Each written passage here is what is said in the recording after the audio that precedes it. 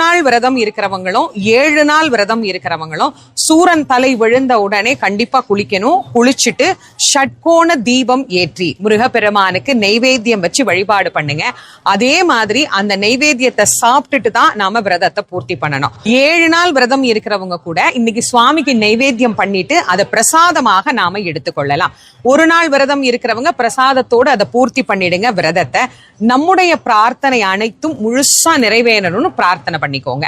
அதே மாதிரி 7 நாள் விரதம் இருக்கிறவங்க திருக்கல்யாணம் நிறைவு பெற்ற உடனே உங்களுடைய விரதத்தை பூர்த்தி பண்ணிக்கோங்க. ஒவ்வொரு ஊர்லயும் ஒவ்வொரு நேரத்துல திருக்கல்யாணம் நடக்கும். எப்பமா விரதம் பூர்த்தி பண்றது அப்படின்னா மாலை 6 மணி அப்படின்னு கணக்கு வச்சுக்கோங்க. எந்த நாட்டுல நீங்க இருந்தீங்கனாலும் உங்க நாட்டு நேரப்படி மாலை 6 மணி அப்படின்னு கணக்கு வச்சுக்கிட்டு நீங்க இந்த விரதத்தை பூர்த்தி செய்யலாம். கேட்டவருக்கு கேட்ட வரத்தை வாரி வழங்கக்கூடிய கருணையின் கடவுளாகிய கந்த கடவுள் நாம் எல்லோருக்கும் எல்லா நலனையும் தரணும் அப்படின்னு செந்தில் ஆண்டவரை இந்த செந்திலம்பதியில இருந்தே நான் உள்ளன்போடு பிரார்த்தனை செய்து மகிழ்கிறேன்.